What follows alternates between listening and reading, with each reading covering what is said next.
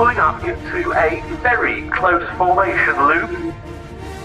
It's quite a while actually since I've seen a formation aerobatic Chipmunk display. Solo aeros, yes, but not in formation.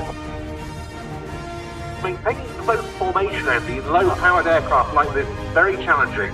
You can't just open the throttle and suddenly accelerate or hit the brakes and suddenly slow down. You've got to, in aviation we often talk about being ahead of the jet. We've certainly got to be ahead of the gypsy here. If you think about what you need to do now, it's far, far too late. This, as I say, a new departure for the vintage pair this year. An initial 3 loops.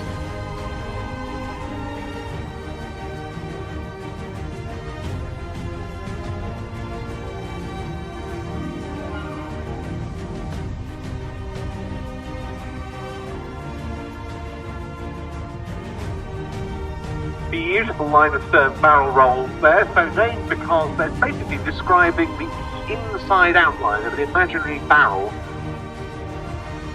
Have you ever heard anyone say much of a bad word about the Chipmunk's handling? Absolutely not, absolutely not. Certainly one of those aircraft that just had enough about it to keep it, to not let you get lured into a false sense of security, which is just what you want in a training aircraft.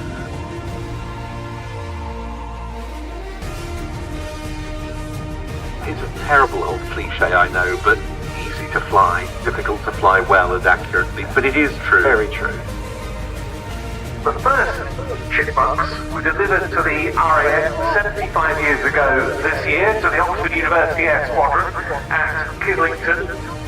At this time, it's still on RAF charge because the Battle of Britain Memorial flies at RAF Cosford Fleet has 2 of these aircraft for tail dragger, conversion and refresher purposes. And even in its primary role, certainly with university air squadrons and air experience flights, stayed in service to the end of the 1990s. Incredible record. 1996 was when the final ones were retired by the AES, and they were still in service with the Army Air Corps until 1997 with their basic fixed-wing flight at Middle Wallop. But we mustn't forget the other role Chipmunk played in RAF service. One of the most famous was clandestine photographic reconnaissance with the RAF Gatow station flight in what was then West Berlin.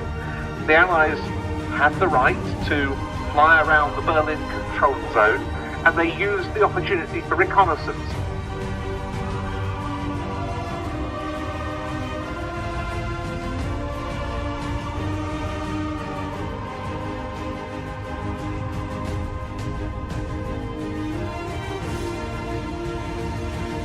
In towards us for a lovely crossing break.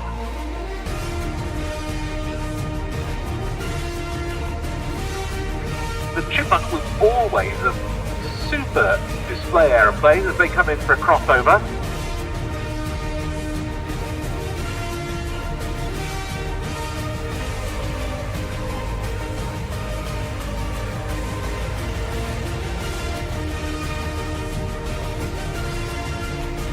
John Higgins, the number 2 in this team, who we've seen display at Cosford individually and in this pair several times, was at one stage the youngest holder in the UK of a display authorisation. He's now got several hundred hours on Chipmunks and must be one of the most seasoned Chipmunk display pilots in the country. Another very fine break right on the display datum.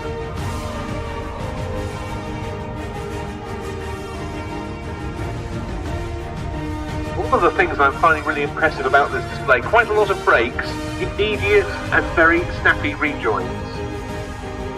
It's not just very well flown, it's been very well put together. There's a lot of thought gone into it.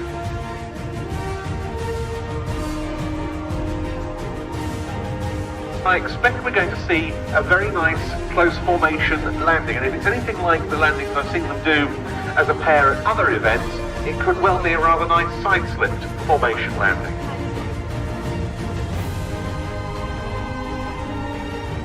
Well, I thought that was an absolutely splendid display by the vintage pair. David Petters in the lead, John Higgins, the number 2, with their pair of de Havilland Canada Chipmunk T10s. Utter nostalgia, but a wonderful display in the present day.